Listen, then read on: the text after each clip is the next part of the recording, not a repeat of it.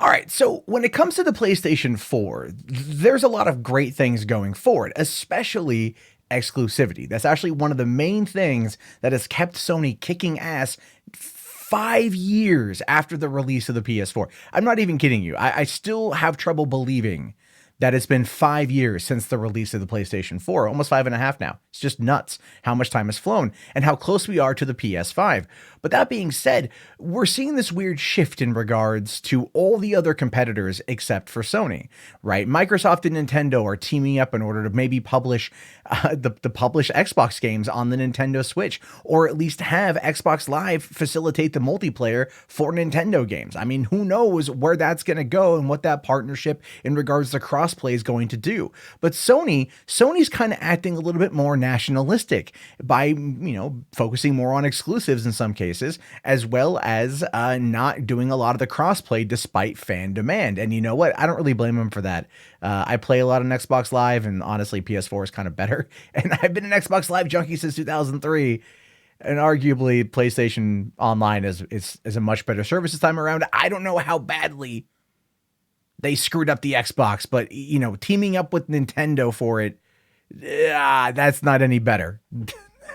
That's not any damn better. But according to the PS4 head of Italy, he says here that exclusive content is the way to go. That going forward, really focusing on the exclusivity of these games is what's going to propel the PlayStation to just the greatest heights. And honestly, that type of approach, as I said, like the nationalistic approach, makes a lot of sense, especially when you start looking at sales data in regards to some of the games. But here's what it says.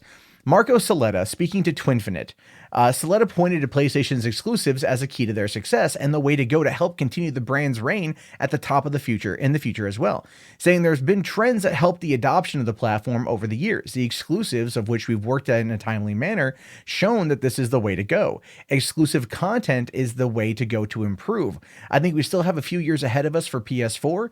We'll both work in engaging the community that already owns a console and to invite new consumers within our world.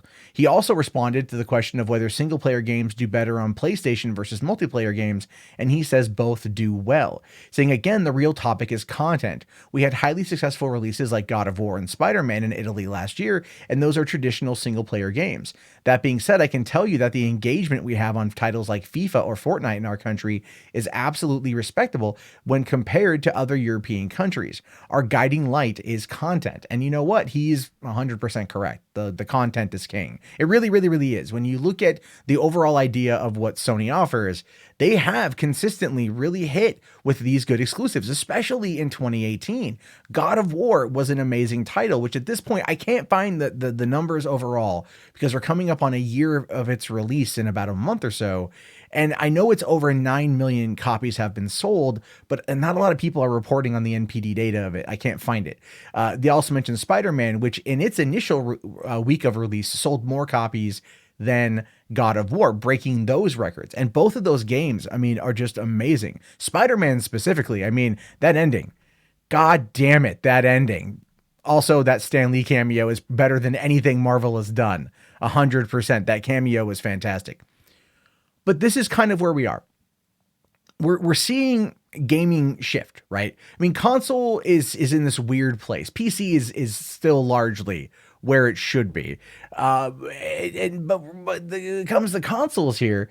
You've got the PlayStation that's coming out and attempting to focus more on itself. But you've got the Xbox that realizes that it can't compete this generation with the PlayStation. And that really does go back to Don Matrick in E3 2013. I mean, we all remember Don Matrick from 2013. And what really killed Xbox entirely was Sony coming out and making the joke about how to trade games or let a friend borrow a game on the PS4. It's what sold it. And honestly, since then, it's been the content that has really pushed it forward. The exclusives on the Xbox One right now are okay. There's been some good ones. There's been some really, really, really good ones. But other than that, you go and you think, well, a lot of the multi-plat titles just seem to do better on the PlayStation. There's more people if you play multiplayer. And Xbox is realizing that it just cannot It just cannot make it work. I mean, hell, even right now on the Xbox One X, there's a deal. Buy the Xbox One X, get Battlefield 5 for free. It goes to show you how badly Battlefield 5 is selling and how poorly the Xbox One X is selling. You know, I remember back in a year ago, at the end of 2017, there was a big push for Xbox One. It was like, get PUBG on the Xbox One X, play it in 4K. And you know what? I bought it. I'm not going to lie. I bought it. It's probably kind of specifically for PUBG, even though my PC can run it.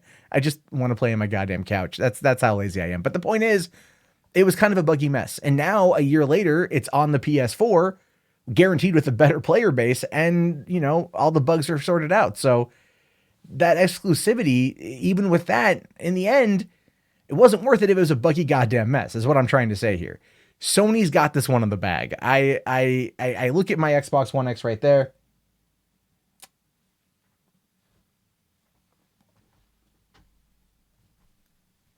It's got 4K, which is pretty. You know, I should have probably spent the money on a PS4 Pro rather than the Xbox One X.